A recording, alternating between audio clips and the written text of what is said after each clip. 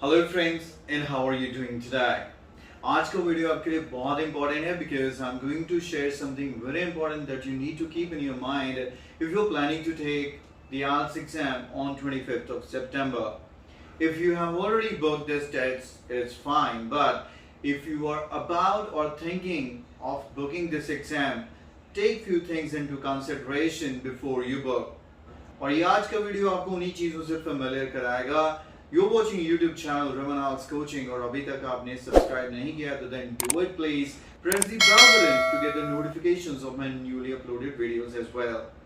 Well guys, आपको ये चीज़ definitely पता है कि बहुत टाइम से farmers agitate कर रहे हैं.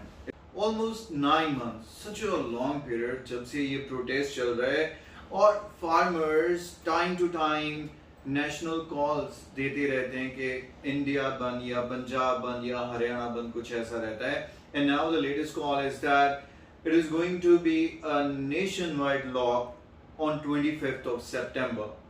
अब अगर 25th ऑफ सितंबर को इंडिया बंद रहती है तो क्या आईएलटीएस का एग्जाम होगा? So this can be the question in the minds of many students. It had happened earlier as well. और इन टाइम्स पर कई जगह पर देखा गया है कि बंद एक जैसा नहीं होता. कहीं पर तो बहुत ज्यादा इसका इम्पैक्ट आता है और कहीं पर कम आता है. जहां पर कम होगा शायद वहां पर ये आईएलटीएस एग्जाम हो, और जहां पर ज्यादा आए तो वहां पर कुछ क्वेश्चन मार्क हो सकता है कि एग्जाम होगा या नहीं होगा. टू बी श्योर कि आप इससे अफेक्टेड ना हो या ज्यादा अफेक्टेड ना हो, please it's a humble request, book the IELTS exam to the nearest station जहां पर आपको कम से कम ट्रेवल करना पड़ेगा. मेरे मोगा सीरीज के स्टूडेंट सुन रहे हैं तो मोगा का ही एग्जाम बुक कीजिएगा. दिल्ली में है तो दिल्ली में ही बुक कीजिए. ये ना हो कि दिल्ली से आप मोगा आ रहे हैं सिर्फ IELTS टेस्ट देने के लिए. मोगा वाले को तो कोई रोकेगा भी, गाड़ी रोक लेगा तो वो पैदल भी चला जाएगा अगर एग्जाम चल रहा होगा. लेकिन दिल्ली से 10 हर्डल्स को पास करते हुए मोगा में पहुंचना काफी मुश्किल रहेगा.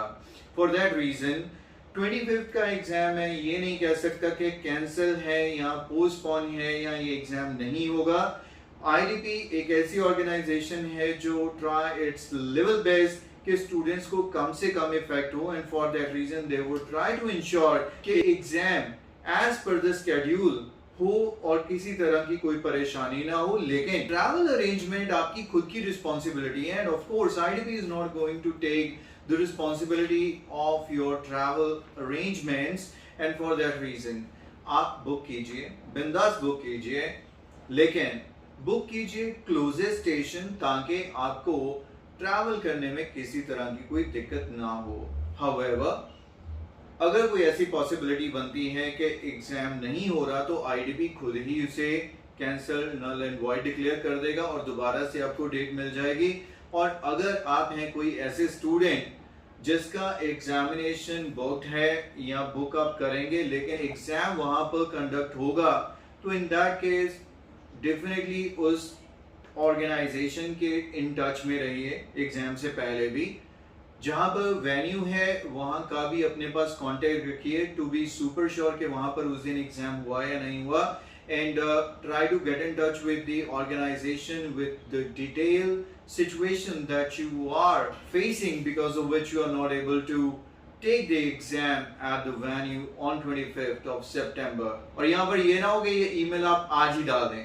24 तक वेट कीजिए और 24 या 25 के सिनेरियो को समझते हुए या 25th को ये ईमेल आप लिखेंगे इन केस आप एग्जाम के लिए नहीं जा पाते हैं, right? And I wish you all the very best. I hope you will definitely consider this thing in mind while booking the test and it won't have any kind of effect on you.